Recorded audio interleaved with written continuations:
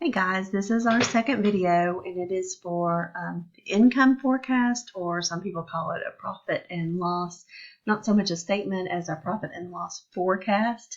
And we are going to be forecasting your sales for the entire first year that you'll be in operation, which is 2021. Once again, if we were in class, we would have worked harder on making these actual real numbers that mean something. But for now, just hoping to get you some experience with Excel before the school year ends. So we'll be basing our numbers off of the ones that are on the sheet that you should have printed from Google Classroom for income forecast. And we're going to work through this together. So just make sure you follow along with the video and you will be just fine.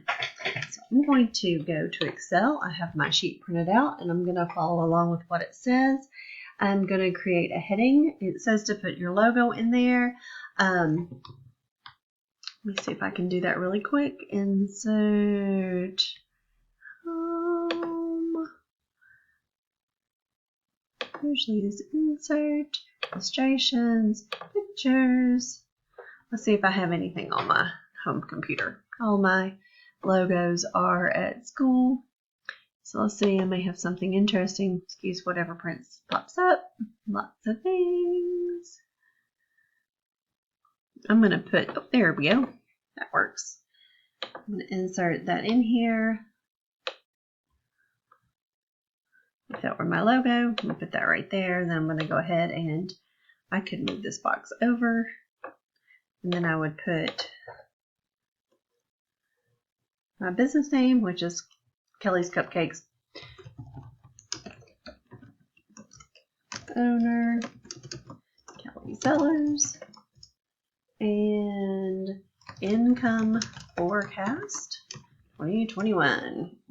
Okay, I'll go back and edit that later. And then I'm going to go ahead and start with my information. So the first thing I'm going to put in is month, and then I'm going to start typing in my months. Now, if you remember, there is a fast way. Let's see if it'll work. If I go to my skinny cross at the corner, let's see if it'll work. Yep, it did. So I'm just going to pull out all the way through December. Come on. There. So now I didn't have to worry about typing all those in. I'm going to make sure that they're wide enough to hold each month. Okay. If I wanted to make them all the exact same size, no matter what the month is, I can do this too. And it's supposed to adjust everyone. I don't know if it did. Okay. All right. So first we're going to start with sales. And we're just going to use the numbers that they provide. I'm not even going to put the word sales in there. I'm trying to think about how I want to do this because I don't, yep, maybe I want sales in there. Sales. And then I'm going to want revenue.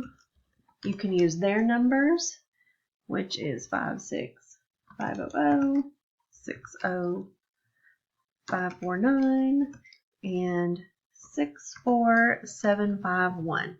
All right, now to calculate the rest of the year, we're going to assume that your sales are going to continue to go up. So what I'm going to do is put an equal sign, click the cell before it. That gives me the month before, and then we're going to multiply it, and we're going to have us grow by 5% every month. So let's do 1.05, should work out. You can see my number looks all, well, that looks okay. I can have the 55 cents at the end. But if you change these to dollar signs, it's going to make it a lot. Remember when you get these, that means that your information is too wide for your cell. So if you get that, you just need to expand your cell. So now I can skinny cross drag that formula out, and it should continue to increase over the previous month. So let's see if that worked. It did. So I just got to go widen my months a little bit.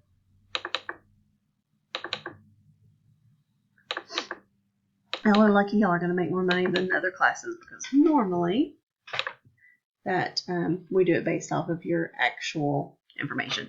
So that's our total sales, because let me change my mind here. Delete. Okay.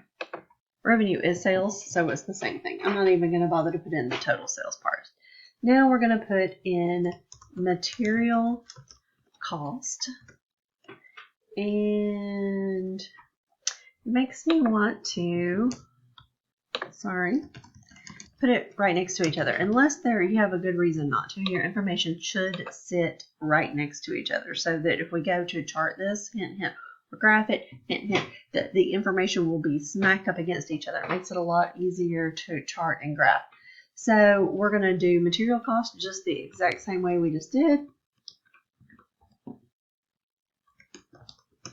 19,785, and we're going to also have it grow at 5%. So I'm going to change these to dollars. I could copy my formula down from above, and then I can skinny cross drag that formula right on out. Remember, don't type these in. I'll be checking. Make sure that you're actually doing the formulas.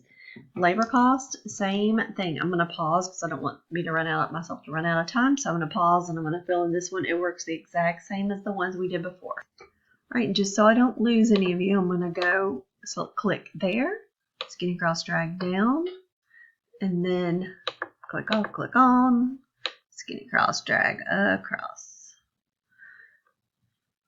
Come on. All right. Now we're going to do a different formula here, and this is our cost of goods sold. So we're actually adding these two numbers together. So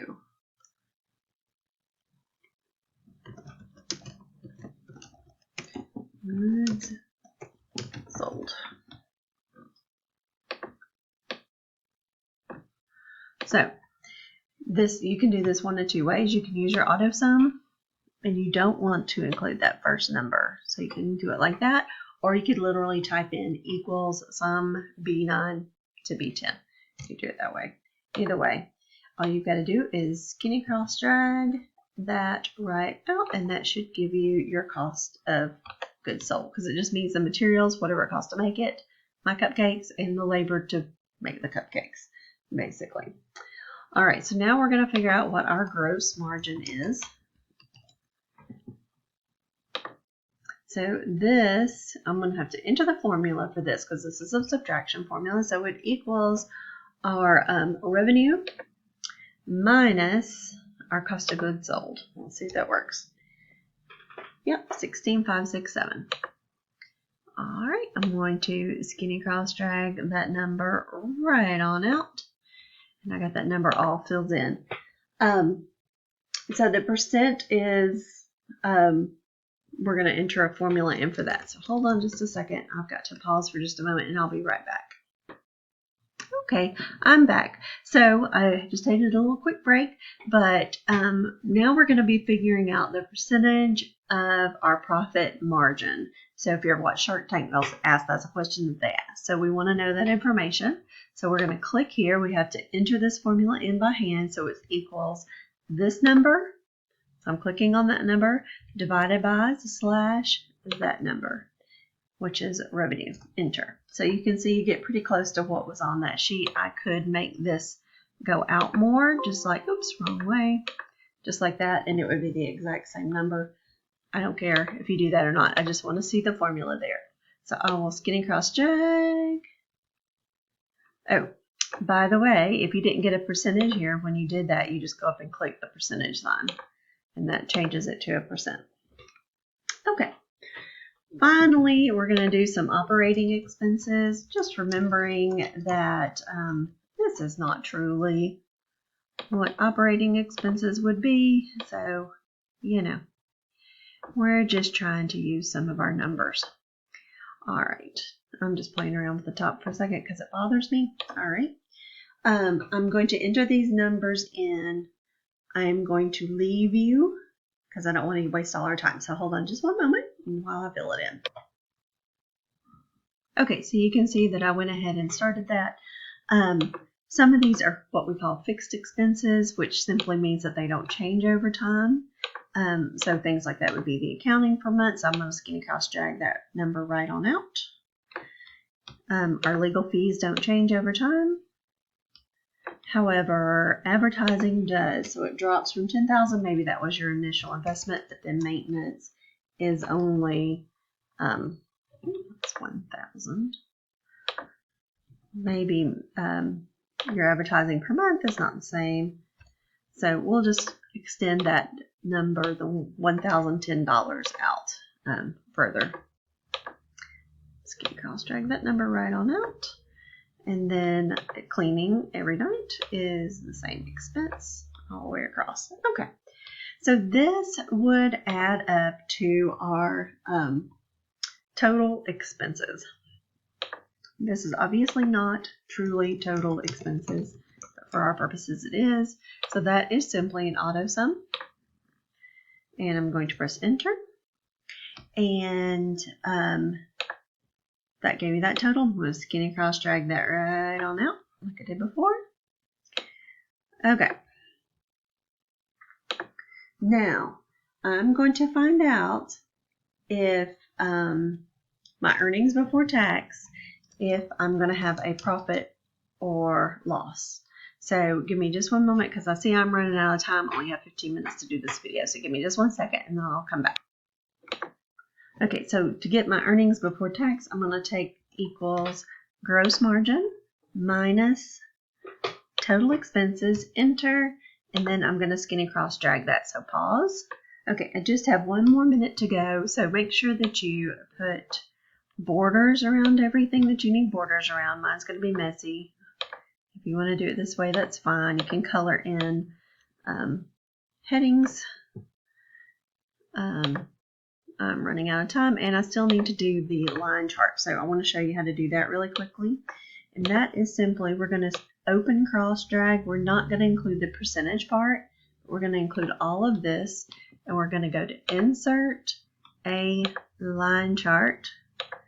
So here's my line chart. It's not very pretty. I could change it. I'm going to add a title, X and Y axis labels, and everything should be good. You could also change it to one of these where the labels are inside the new. That's terrible.